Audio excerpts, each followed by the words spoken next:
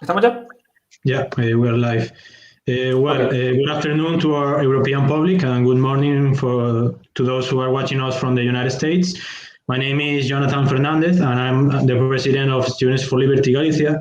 Also in this occasion is with me my colleague Daniel Mucientes, who will conduct the event. I can say on behalf of both that it's a real honor to have today such a relevant and inspiring speaker as Professor Walter Block. Although I don't think he needs an introduction, it should be remembered that he is an Austrian school economist and an important theorist of anarcho-capitalism. Considered today one of the most prominent representatives of Austrian line libertarianism.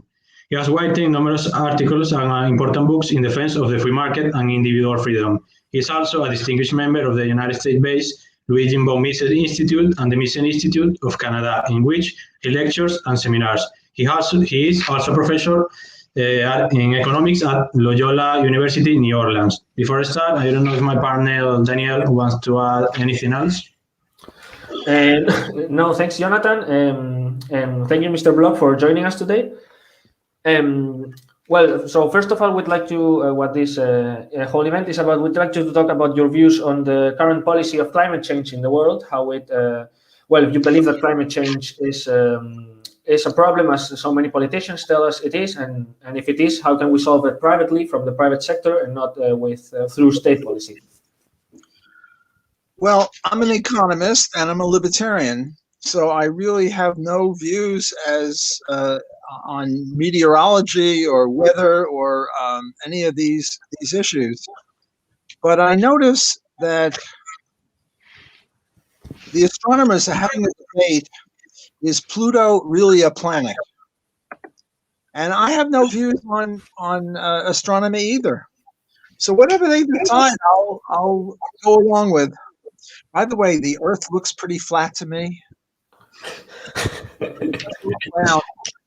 But people say it's round, and I believe in specialization and the division of labor. So whatever they decide in an area that I have no strong views, I go along with. I'm a wuss. I'm a sissy. I don't know, whatever. Similarly, in physics, they're having a debate: is reality more like a wave or a particle? I don't know. I don't really care. Whatever they decide is fine. But I noticed that in all of these debates, nobody is threatening anyone else to go to jail. Nobody is trying to cancel anyone. Nobody is trying to get anyone fired. So whatever they decide, I'll go along with. However, in global warming, one side is trying to put the other side in jail. One side is trying to cancel the other side. One side is trying to lose the jobs of people who disagree with them. So my suspicion is the ones that are doing that are the ones that are wrong. Because if they were right, they wouldn't have to do that. They could relax. They could go by the evidence. So my considered opinion as a non-specialist is there's no global warming. Because if there was global warming, the people that favor the global warming hypothesis wouldn't have to threaten the other people and call them deniers, like Holocaust deniers. I have to tell you a joke, actually two jokes. The first joke is a Spanish joke, and usually when I tell people I'm going to tell a Spanish joke, they think it's at the expense of the Hispanic people, but it's not. In order to get the PhD at Columbia, when I was a student there, you had to have two languages, and I'm horrible at languages, but they allowed you to take math for one language, so I passed the math, and I just had to do one more language. I had Spanish all the way through high school and 3 years in college, and I knew no Spanish. But they allowed you to have the English dictionary, and all the time you wanted, and you translated from Spanish to English, and I passed. I took the exam with 2 guys from Mexico, both of whom failed the Spanish exam. Why? They couldn't make a good English sentence to save themselves. So I used to tease them about how much better my Spanish was than theirs. That's the first joke. The second joke is 3 people on an island, and they had cans of food but no can opener. And there was a physicist and a chemist and an economist. And the physicist said, let's drop the can from a certain height onto a rock and it'll open up and we'll eat the food. The chemist said, well, that's pretty good, but I can do better. Let's heat up the cans of food at a certain temperature and pressure, and we'll have warm food. They turn to the economist and they say, well, how can you help in our deliberations? And he says, assume a can opener. That's the joke. Neither one is very funny. Maybe it's how I tell the joke, but getting back to global warming, when I don't know what I do, and by the way, I'm teaching a course on environmental economics this semester. So what I do is I say, since I don't know, let's assume there is global warming, and now what do we do? And now let's assume there's no global warming, and now what do we do? Well, if we assume there's no global warming, then there's no problem. And by the way, if you look at the record over time, it goes up and down. So if you start from a high point, then there's global cooling. If you start from a low point, then there's global warming. So that's a problem. But now let's suppose that there is. Well, if there is global warming, that means that places like Greenland and Canada will be doing better. And also, there'll be fewer people dying from the cold. And right now in New Orleans, which is usually warm, we're having a cold spell. It's like 25 degrees outside Fahrenheit. So there are pluses and minuses to global warming. But let's now assume a can opener, that it's very bad. That the oceans will rise and because of the global warming and outlying areas like Florida will be overcome with water. And let's suppose that on net balance, it is a problem. Well, then everything that our friends on the left say is true. It's in effect, some people would say, well, this is an external diseconomy.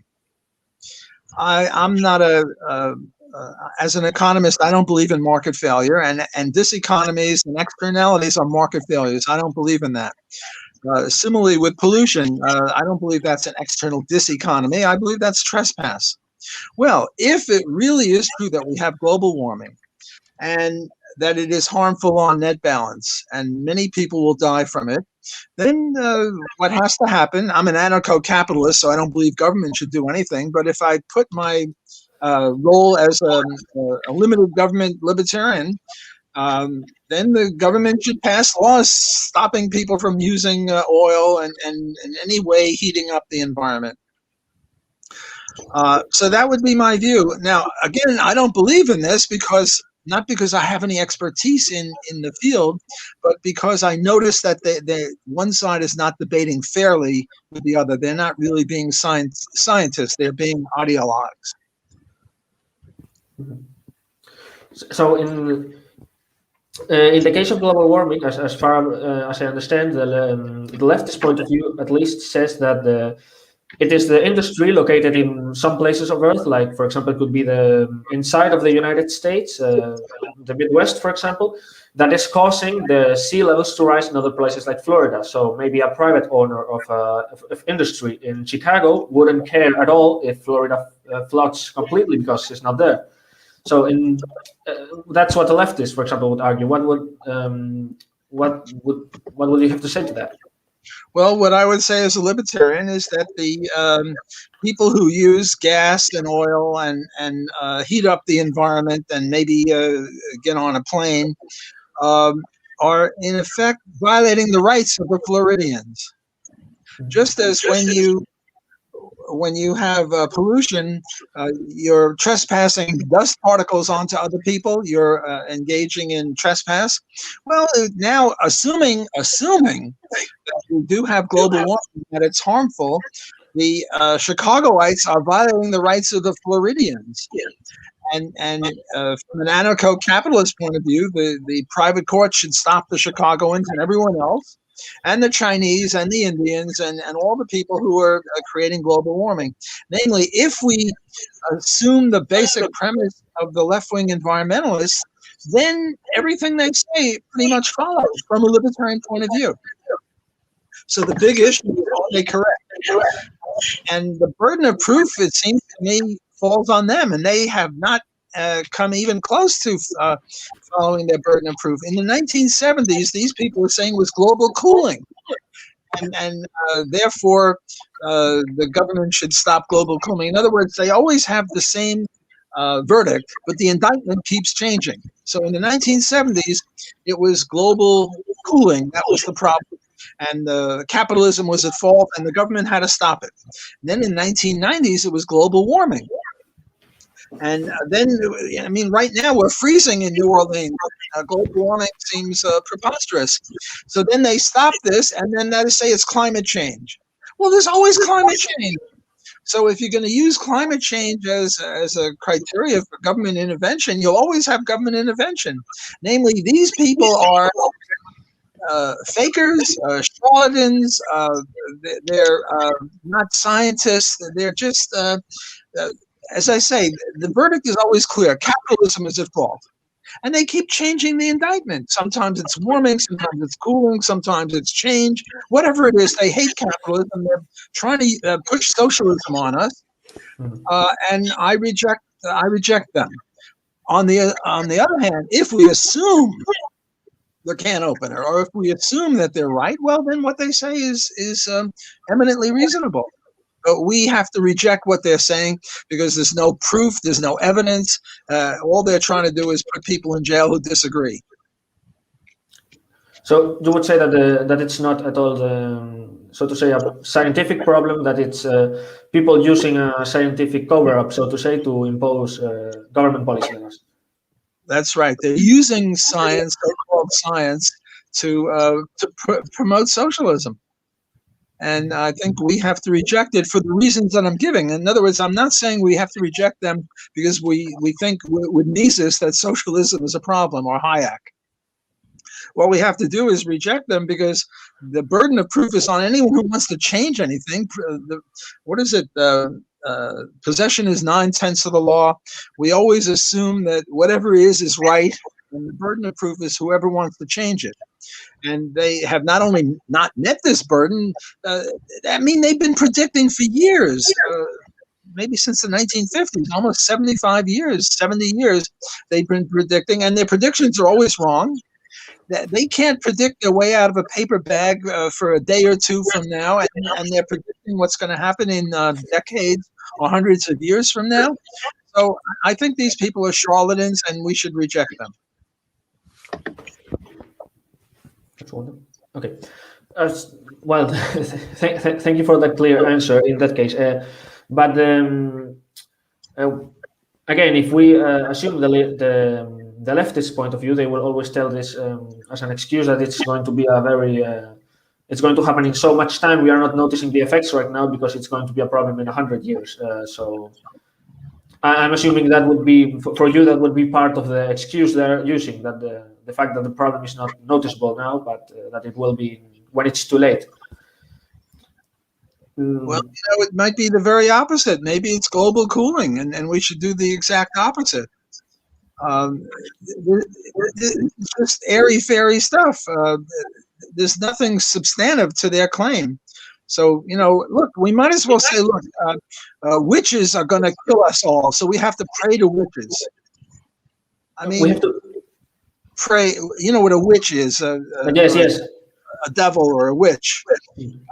They're going to ruin the planet. Therefore, we have to pray to them, and we have to bow down to whatever, some idol. It's silly.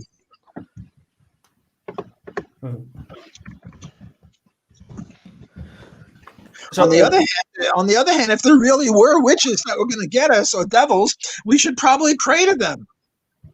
I mean, if you assume weird things, well, then weird results follow. Yeah, but the point would be that we are not seeing the witches right now, and that no witches are to be seen in the foreseeable future. Now, look, I'm a witch theorist.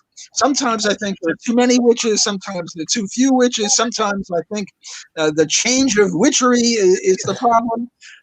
Why should anyone believe me? I'm a maniac. I'm a nut. Yeah. Okay. Yes, it's your point is it's made clear absolutely.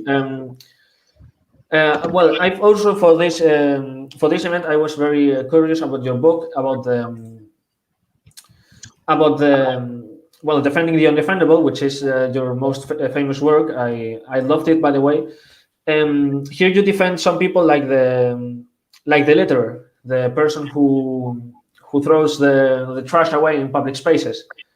Well, would you like to elaborate on that? Because I believe it's a very interesting example. Sorry. Well, what I'm trying to do is, my motto is if it moves, privatize it. If it doesn't move, privatize it. And everything either moves or doesn't move, so we should privatize everything. We actually have that quote on our Twitter profile. I'm sorry, I didn't hear you. We actually have that quote on our Twitter profile. Okay. So the idea, you see, if you throw garbage on a private area, it's not called littering. And people go to a soccer game or a football game, and they eat popcorn or peanuts, and they throw the popcorn shells under their seats. Nobody calls that litter, because the owner of the stadium is willing to clean it up, and they charge them a little extra to clean it up. So there's nothing wrong with spewing forth garbage. It's just that if you do it on a public space, what you're really doing is showing you're opposing public spaces. So that was my only point in that chapter, that there's nothing per se wrong with littering on. We don't even call it littering. I don't know how it is in the Spanish language. Remember, I don't know much about Spanish. But in English, the word litter only applies to government property. So I favor littering because this undermines government property, and I'm opposed to government property. I think everything should be privatized. Defending the Undefendable is a famous book. And by the way, there are now, there's Defending the Undefendable 2, and I just sent in the 3rd volume to my publisher, so hopefully it'll come out this year. But I do have another book called Why We Should Privatize Highways and Streets. And the main reason for that was because I don't know what the statistics are in Spain, but in the U.S., 40,000 people, roughly 40,000 people, die in traffic accidents every year. And my idea is that if Daniel owned one highway and Jonathan owned another highway and I owned a third highway, we would compete and try to reduce the number of deaths. Well, if we litter on a public highway, now it's against the law, and I certainly don't favor violating the law because I'll be arrested for that. But theoretically, if we littered on a public highway, this would be a way of expressing our unhappiness with private highways. So with public highways. I would favor private highways. And now, if I owned a private highway, would I allow people to litter or not? Well, depending, it's a market thing. It's not per se problematic. Maybe I should, on my highway, I'm going to allow people to litter as long as they don't litter right on the highway so that they endanger the cars. But if they throw it to the side and then I clean it up and I charge a little more. Whereas on your highways, Daniel and Jonathan, you have a big penalty for littering or for throwing garbage on a private highway. And now the market will decide whether littering or throwing garbage on the side of the highway is a good thing or a bad thing. It's not a per se violation of rights. Talking about privatization, specifically that of the rivers, there could be some problems, I think, such as the water cycle. The water that evaporates and clouds and then falls as precipitation in random spots, which makes the location of property rights over the water extremely hard. Well, I have 3 books on Defending the Undefendable. It's a series. And I also have 3 books on private property rights. One was Privatize Highways. Another one was Privatize Rivers, Lakes, and Oceans. Yeah. The third one is Privatize Mars and the Moon and the space race. Now, with regard to the rivers, we had Katrina in 2005, and Katrina killed 1,900 people in New Orleans. But it wasn't really Katrina. Katrina missed us by about 40 miles and went in mainly in the Mississippi. But what happened was the levees fell. and there were floods, and a lot of people were killed. Well, why did who built those levees? The Army Corps of Engineers, the government. Now, look, if it was a private Mississippi River and the Mississippi River killed a lot of people, you'd get new management. But the Army Corps of Engineers is still involved. Look, if McDonald's killed 1,900 people, that would be it for McDonald's. There'd be no more McDonald's. We'd have Burger King, we'd have Wendy's, we'd have pizza, whatever it was. So if you have private enterprise, it weeds out inefficiency. Look, I have a shirt here. You guys have shoes. Daniel has got a nice blue tie. Why are these things pretty good? The reason they're pretty good is if the entrepreneur that makes these things doesn't do a good job, they go broke. Whereas with the government, the post office is always inefficient, always losing money. Are they going broke? No, they're a government enterprise. So the idea that I get from Hazlitt's Economics in One Lesson, Henry Hazlitt, is we should privatize everything so that we'll have more economic efficiency, and not only economic efficiency, but also morality. Because if it's based on the public sector, there's coercion. You have to pay taxes, and if you don't pay taxes, they'll put you in jail. Whereas in the private sector, there's none of that. So not only is free enterprise more efficient, it's also more ethical than government operation. Yeah, thank you. Jonathan, you think we could go to the questions of the public now? If you, yeah. Yeah. Okay. So our first question is from one of our members. He also read some of your works. His question, it's in your works, if I'm not wrong, you talk about conceiving the body as part of private property. He says that if we understand property as a relation between a subject, an individual, and an object, and we understand the body as the object, the property, where would we draw the boundary between the individual and the property? Well, yes, I think we each own ourselves. Daniel, you own yourself. Jonathan, you own yourself. I own myself, which means that rape is a violation of rights, because the rapist is using our body against our will. Slavery is certainly a horror, because somebody is stealing our bodies from us. They're like body stealers. And I think that this is the essence of libertarianism. And also, let's say this is an argument for legalizing drugs. Suppose I'm stupid and I want to put heroin in my body. I want to inject heroin. Well, it's my body. I should be able to do with my body whatever I want. Now, I shouldn't be able to do with my body to push my fist near your face, because now I'm affecting your body. But I think that one of the essences of libertarianism is that we're all self-owners. On the other hand, and I got in trouble with the New York Times on this, what about voluntary slavery? And the example I usually give is, suppose my son, God forbid, had a horrible disease, and it cost $20 million to cure him, and I don't have $20 million, and I regard his life as more important than my freedom. Should I be able to sell myself into slavery? And I think I should be able to. I own it. And if I can't sell it, then to that extent, I don't really own it. Daniel, you have a nice blue tie. If I say you can't sell it to anyone, well, in a sense, I've abrogated part of your property rights in your tie. Because your property rights in your tie is you can wear it, as you're now wearing it, and you can sell it. And if I say you can't sell it, then in a sense, I'm reducing your property rights. Well, if you say I can't sell myself into slavery, you're taking part of my ownership of myself. And I told this to the New York Times, and they said, "No, I favored actual slavery," which is very, very different.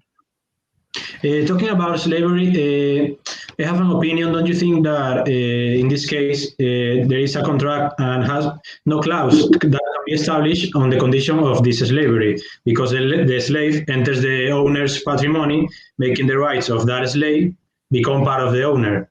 Maybe it can be difficult to know if a slavery contract is entirely voluntary and is something to consider, considering that in a sense it can't be revoked. Jonathan, I don't mean to insult you, but your English is hard for me to understand. Daniel, could you very briefly repeat said so I can answer the question that he asked and not something that I make up? Yes, I believe he's trying to ask if somebody sold himself into slavery, how could you prove that the contract is signed voluntarily, and how could you revoke it in a case if it was the case that the contract has a time date expiration or something like that. I believe that's what he meant. Yeah. Sorry, I don't mean to insult you, Jonathan. No problem. I have a rusty English. And I want to be accurate in my response, so I have to. So thank you, Daniel. Look, any contract, there's a question, well, is it really true? How about your blue tie again? How do I know, Daniel, that you're really the owner of the blue tie? Well, possession is 9/10 of the law. And if I query this and I sue you for the blue tie, I say it's mine, you have a receipt. You have pictures of yourself wearing this for the last couple of months or weeks or whatever it is. And my lawsuit against you for that blue tie would fail. Okay, so it's the same with slavery. If I really sell myself to you guys for 20 million, you're very rich, you want to have me as your slave, I'll give you economics lessons, I'll pick cotton for you.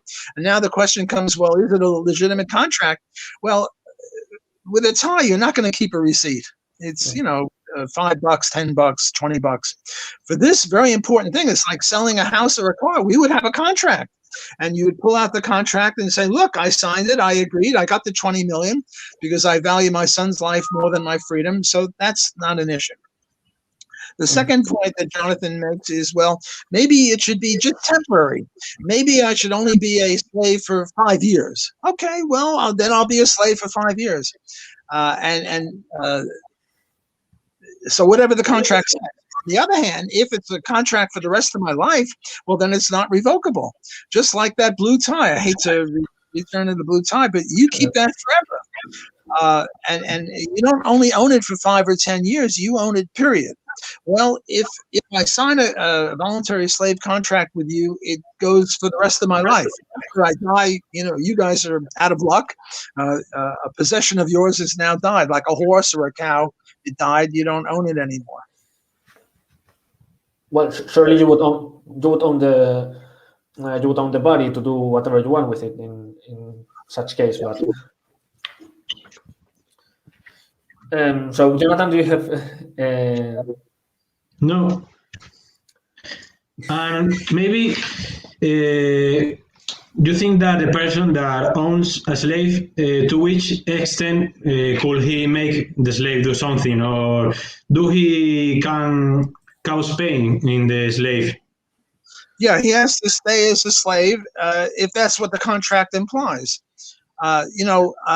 People rent an apartment and they only rent it for 1 year, a 1 year contract, or they buy the apartment in a condominium, whatever the contract specifies.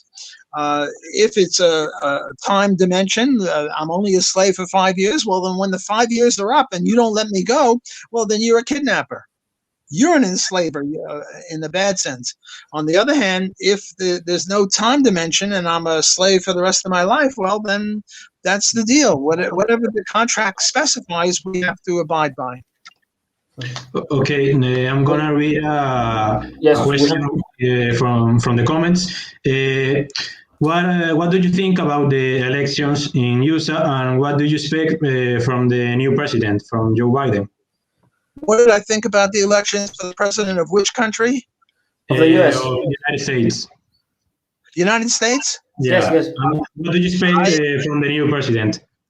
Well, look, in 2015, I started a group with a bunch of other people, 2 groups. One was Libertarians for Trump, and the other Scholars for Trump, because everyone said only dummies or rednecks would vote for Trump. Does this mean I love Trump? No, I just thought Trump was better than Hillary. And in 2020, the same thing. Who do I favor, Trump or Biden? I favored Trump because I thought he was a little better. He's no Ron Paul. He's no Rand Paul. But Biden is a socialist.